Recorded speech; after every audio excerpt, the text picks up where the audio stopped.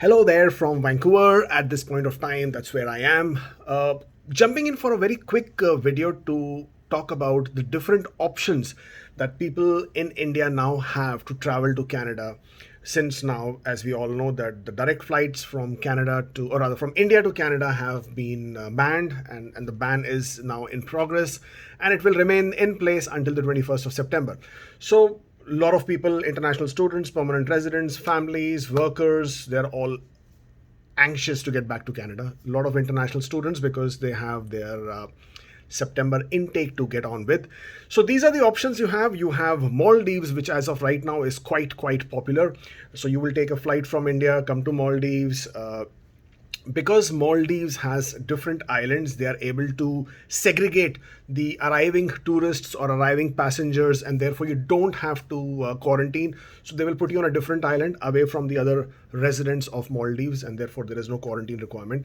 You probably will stay there for 2 days, get your COVID PCR test report done, RT-PCR test, and then you will be able to board a flight from Maldives and come to Canada. This would be via UK, this could be via Doha, this could be via Abu Dhabi. So these are different options. Different travel agents in India are offering packages, and I've heard for the prices ranging anywhere from 2,20,000 going up to 2,80,000. That's one of the options. Another option that people are very have used very successfully has been via Mexico. So you will take a flight which is via from India. So Delhi or Mumbai, you will come to Frankfurt. You will come to some city in Europe. Transiting from there, you will come to Mexico. Again, in Mexico, you will spend a day or two, get your COVID RT-PCR test done, and then you will hop onto a direct flight from Mexico to Canada. Mind you, do not take a stopover flight from the US. If you do not have a US visa, you will, I mean, even if the flight is transiting from US, you definitely need a US visa. This is also a very popular route. Again, the fares that are coming up are in the range of 2,20,000 to 2,80,000 for your trip to Mexico.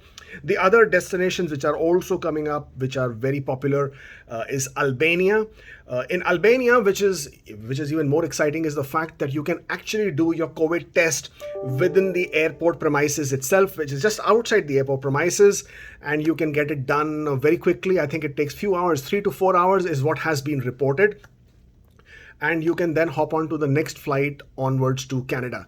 The journey could be a bit long because there are no direct flights coming to Tirana, which is in Albania. So the journey to get to Albania first, and then from Albania to Toronto or anywhere in Canada, wherever you're traveling to, could be a bit long one. What else have I got? Then yes, you have Ukraine, but for Ukraine you will need an e-visa if you're an Indian. So you will need an e-visa to come to Ukraine, get that approved first. Again, you will have to stay in Ukraine for 2 days, get your RT-PCR COVID test done, hop onto a flight coming to Canada. There is also an option coming from Egypt, and that is also quite a feasible option. Only the issue is that you will need a visa to come to Egypt first. So you will need a visa for Egypt. Cairo basically is the point. If you're coming to Sharm el Sheikh, then you don't need a visa, but that I think the connecting flights are not too many options there, so you will have to come to Cairo for that. These are mainly the options that have come. So Ukraine, Maldives, Albania, Mexico, Egypt. These are mainly the options that are coming up, but on an average, the package, if you take it from the travel agents, is coming in the range of 2,20,000 to 280, almost 3 lakh rupees for one-way journey, which is which is crazy, to be very honest. If you try and make a package yourself, you will definitely be able to take the advantage of the prices. You will have better options. You will not be restricted for taking only those flights which the agents are offering you. For example, there are people who have taken the route from Albania. They were able to do it under 1.5 lakhs. There are people who have taken the Maldives route. They were able to do it under 1.8 lakhs. There are people who have taken the Mexico route. They were also able to do it under 1.5 lakhs. And they actually chose the flights which were refundable and obviously slightly more expensive, but that gave them a bit of a buffer just in case they were not able to board the flights, or they had to change the flights, or they had to cancel the flights.